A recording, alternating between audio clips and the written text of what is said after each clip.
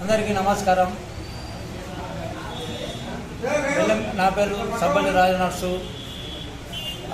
Peddapalli MP గారు గడ్డం వంశీ గారి కృషి పార్లమెంటులో సింగరేణి కార్మికులకు పెన్షన్ పెరుగుదల కోసము మాట్లాడి దాన్ని పోరాటం చేసి గత 30 ఏళ్ళ నుంచి పెరగని పెన్షన్ కోసము దాన్ని ప్రతిభ పెట్టి ముందు పెట్టి దానికోసం మాట్లాడి టన్నుకు 10 రూపాయలు ఉంటే 20 రూపాయలు చేసి కార్మికులకు 10 రూపాయల టన్నును 20 రూపాయలు చేసి కార్మికులకు మేలు చేసేందుకు వాళ్ళకు 1500 1000 రూపాయల పెన్షనే ఉన్నది.